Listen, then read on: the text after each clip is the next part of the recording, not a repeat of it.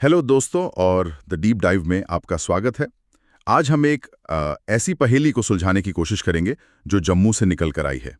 सोचिए, एक बिल्कुल नया नवेला मेडिकल कॉलेज खुलता है। 50 होनहार छात्र छात्राएं अपनी जिंदगी के सबसे बड़े सपने को जीना शुरू करते हैं और फिर अचानक कुछ ही महीनों में कॉलेज पर ताला लग जाता है। हम बात कर रहे हैं Shri Mata Vaishno Devi institute of medical excellence की। आधिकारिक तौर पर तो ये बताया गया कि नेशनल मेडिकल कमीशन यानी एनएमसी ने खराब इंफ्रास्ट्रक्चर और स्टाफ की कमी की वजह से इसकी मान्यता रद्द कर दी। लेकिन क्या कहानी सिर्फ इतनी ही है या असली वजह कुछ और है? एक ऐसा विवाद जो कॉलेज की एडमिशन लिस्ट में छात्रों के धर्म को लेकर खड़ा हुआ था। आज हम इसी मामले की तह तक जाएंगे। हमारे पास जो स्रोत हैं उनकी मदद से हम इस पहेली की परतों को एक एक करके खोलेंगे।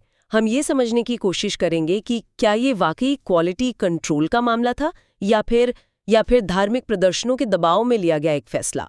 और इस कहानी के केंद्र में जो 50 छात्र हैं उनकी इसमें क्या गलती थी। तो कहानी शुरू होती है 6 जनवरी से, जब जम्मू सचिवालय के बाहर अचानक हंगामा खड़ा हो जाता है।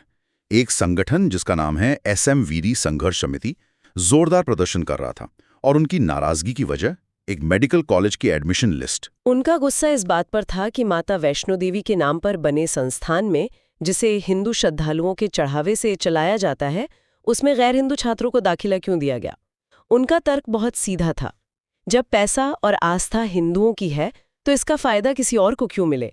ये श्राइन बोर्ड का पैसा है, कोई सरकारी खैरात नहीं। और यहाँ पर एक आंकड़ा सामने आया जिसने इस आग में घी का काम किया। इस साल की पहली एडमिशन लिस्ट में 50 में से 47 सीटें मुस्लिम छात्रों को मिली थी। एक मिनट, 50 में से 47, ये आंकड़ा तो वाकई किसी को भी चौंका सकता है।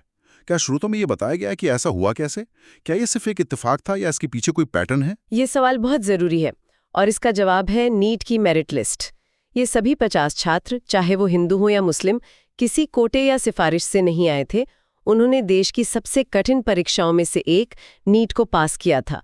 जम्मू कश्मीर में एडमिशन प्रक्रिया सेंट्रलाइज्ड है। छात्र अपनी रैंक के हिसाब से कॉलेजों की लिस्ट भरते हैं और उन्हें उनकी मेरिट के आधार पर सीट मिलती है। इस साल ज्यादा रैंक वाले मुस्लिम छात्रों ने इस कॉलेज को अपनी प्राथमिकता में ऊपर रखा और उन्हें सीट मिल गई। ये पूरी तरह से योग्यता पर आधारित प्रक्रिया थी। मतलब ये कोई साजिश नहीं बल्कि मेरिट का नतीजा था। लेकिन इस बात को प्रदर्शनकारियों ने नहीं माना। बिल्कुल नहीं। और यहीं पर स्रोत एक बहुत दिलचस्प तुलना करते हैं। सोचिए, देश के सबसे प्रतिष्ठित मेडिकल कॉलेजों में से एक है अलीगढ़ मुस्लिम विश्वविद्यालय का जवाहरलाल नेहरू मेडिकल कॉलेज। वहाँ पढ़ने और पढ़ाने वाले ज़्यादातर लोग मुस्लिम हैं। लेकिन क्या आज तक किसी ने सुना है कि वहाँ के डॉक्टर इलाज से पहले मरीज का धर्म पूछते हैं? नहीं, ऐसा तो कभी नहीं सुना। और दक्षिण भारत में CMC विलोर का भी उदाहरण दिया जाता है ना, जो ईसाई मिशनरियों द्वारा चलाया जाता है। वहां भी दुनिया भर से हर धर्म के लोग इलाज और पढ़ाई के लिए आते हैं। सही कहा। तो ये एक तरह का स्थापित मॉडल है कि धार्मिक संस्थाएं भी समाज के लिए सेक्युलर काम कर सकती हैं और करती आई हैं। तो फिर वैष्णो देवी श्राइन बोर्ड के मामले में इतना अलग क्या है?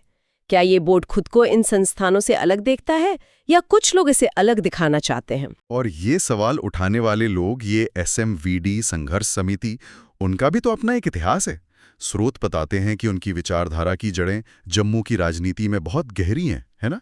ये कोई नया संगठन नहीं है जो अचानक से पैदा हो गया हो।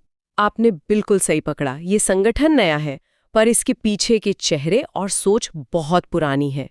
इसकी जड़ें जुड़ी हैं साल 2008 के अमरनाथ जमीन विवाद से। उस समय श्री अमरनाथ यात्रा संघर्ष समिति यानी SSYSS नाम का एक संगठन बना था, जिसने जम्मू को लगभग 60 दिनों तक बंद रखा था। आज की SMVD संघर्ष समिति उसी पुराने ढांचे का एक नया रूप है। इसमें वही दक्षिणपंथी नेता, RSS के पुराने प्रचारक और BJP समर्थित एक्टिविस्ट्स शामिल हैं। 2008 का अमरनाथ विवाद, वो तो बहुत बड़ा मामला था।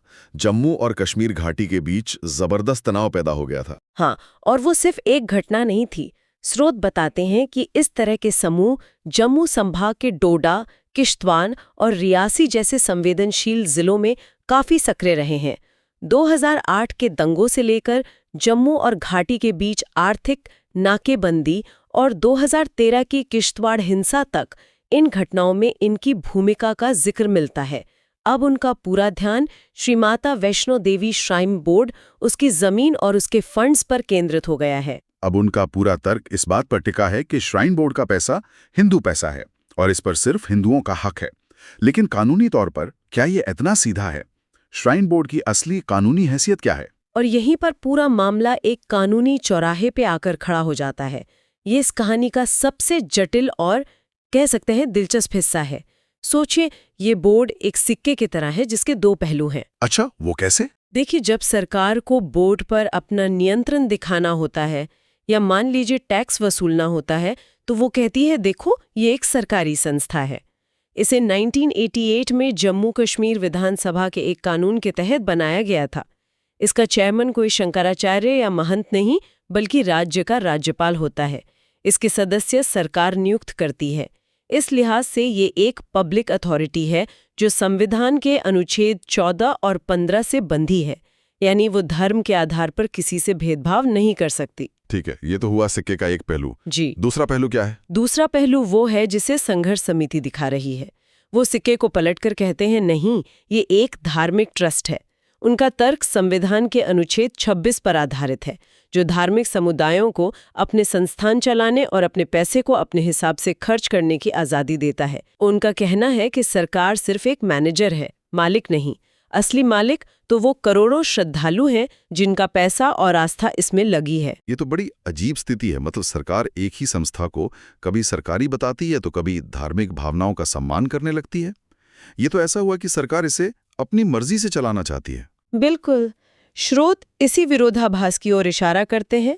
सरकार एक दुविधा में फंसी नजर आती है। या तो इसे पूरी तरह से सरकारी संस्था मानकर संविधान के हर नियम का पालन किया जाए, या फिर इसे एक हिंदू माइनॉरिटी इंस्टीट्यूट का दर्जा दिया जाए, जैसे दूसरे अल्पसंख्यक संस्थानों को मिलता है। ये जो बीच का रास्ता है वो सिर्फ ऐसे विवादों को जन्म देता है। और इसी कानूनी और राजनीतिक खींचतान के बीच उन 50 छात्रों का क्या हो रहा होगा जिनके करियर दांव पर लगे हैं? वो तो बस अपनी मेरिट के दम पर यहाँ पहुंचे थे। उनका भविष्य इस बहस में उलझ कर रह गया। वो इस कहानी के सबसे बेबस किरदार हैं। अब वापस उस घटना पर आते हैं जिसने सबको हैरान कर दिया। जनवरी के पहले हफ्ते में जब ये विरोध प्रदर्शन अपने चरम पर था, तभी अचानक एनएमसी यानी नेशनल मेडिकल कमीशन ने कॉलेज की मान्यता रद्द करने का फैसला सुना दिया। टाइमिंग थोड़ी अजीब नहीं है? अजीब से कहीं ज्यादा। यहाँ टाइमिंग ही सबसे बड़ा सवाल है। एनएमसी ने अपने आधिकारिक बयान में कहा कि उन्होंने एक सरप्राइज चेकिंग की थी। उस चेकिंग में पाया गया कि कॉलेज में इंफ्रास्ट्रक्चर अधूरा है, लैब और लाइब्रेरी ठीक नहीं है, और सबसे बड़ी बात, पढ़ाने के लिए फैकल्टी की भारी कमी है। कागज पर ये कारण बिल्कुल जायज लगते हैं। लेकिन सवाल ये है कि यही एनएमसी थी जिसने सिर्फ 4 महीने पहले सितंबर में इसी कॉलेज को 50 एमबीबीएस सीटों के लिए मान्यता दी थी। तो क्या ये सारी कमियां रातों रात पैदा हो गई, या फिर उस वक्त एनएमसी ने इन कमियों को नजरअंदाज कर दिया था? यही वो सवाल है जिसका जवाब कोई नहीं दे रहा। अब इसे आप सिर्फ एक इत्तेफाक कहेंगे या कुछ और, ये सोचना तो पड़ेगा। एक तरफ जम्मू की सड़कों पर धार्मिक आधार पर प्रदर्शन हो रहे हैं, और ठीक उसी वक्त दिल्ली में बैठी एक रेगुलेटरी बॉडी खराब इंफ्रास्ट्रक्चर के नाम पर कॉलेज बंद कर देती है। ये कनेक्शन इतना सीधा है कि इसे नजरअंदाज करना मुश्किल है। इस पर राजनीतिक प्रतिक्रियाएं भी तो आई होंगी। हाँ, बिल्कुल। बीजेपी ने इस फैसले को क्वालिटी कंट्रोल का एक साहसिक कदम बताया।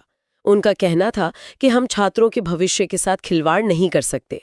लेकिन दूसरी तरफ विपक्ष और कई आलोचकों ने सवाल उठाया कि ये कैसा विकास है जिसका वादा अनुच्छेद 370 हटाने के समय किया गया था। तब कहा गया था कि जम्मू कश्मीर में नए स्कूल कॉलेज खुलेंगे, विकास की गंगा बहेगी, पर यहाँ तो एक खुला हुआ कॉलेज भी बंद हो गया। तो इस पूरी चर्चा का सार क्या निकलता है? नतीजा क्या हुआ? नतीजा ये हुआ कि एक मेडिकल कॉलेज जिसकी जम्मू जैसे क्षेत्र में बहुत ज्यादा जरूरत थी, वो एक विवाद की भेंट चढ़ गया। 50 छात्रों का भविष्य अधर में लटक गया। हालांकि एनएमसी ने आश्वासन दिया है कि उन छात्रों को दूसरे सरकारी कॉलेजों में एडजस्ट कर दिया जाएगा, लेकिन उनकी मानसिक पीड़ा और करियर में आई अनिश्चितता का क्या? और उस दावे का क्या जिसमें संघर्ष समिति कह रही थी कि जम्मू में हिंदुओं के साथ भेदभाव हो रहा है? ये एक और दिलचस्प पहलू है। एसएमवीडी संघर्ष समिति के संयोजक का आरोप था कि जम्मू में हिंदुओं को दबाया जा रहा है, जबकि स्रोत 2011 की जनगणना के आंकड़ों का हवाला देते हैं, जिसके अनुसार जम्मू जिले में हिंदुओं की आबादी 84% थी। अब 84% की आबादी वाले समुदाय के साथ भेदभाव का आरोप अपने आप में कई सवाल खड़े करता है। वाकई। और आखिर में स्रोत हमें एक बहुत जरूरी सवाल पर सोचने के लिए छोड़ देता है। वो युवाओं से पूछता है कि असली खतरा किसे है, आपके धर्म को या आपके करियर को? क्या सड़कों पर उतरकर प्रदर्शन करने से नीट की परीक्षा पास हो जाएगी? और शायद यही आज की हमारी बातचीत का सबसे बड़ा निचोड़ है। ये घटना हमें शिक्षा, योग्यता और हमारी सामाजिक प्राथमिकताओं के बारे में बहुत कुछ सोचने पर मजबूर करती है। जरा सोचिए, जब एक समूह अपनी ऊर्जा और समय सड़कों पर विरोध प्रदर्शन में लगा रहा था, ठीक उसी समय दूसरा समूह अपनी पूरी लगन और मेहनत से पढ़ाई करके नीट क्वालिफाई कर रहा था। एक रास्ता भविष्य बनाने का था और दूसरा शायद भविष्य पर सवाल उठाने का।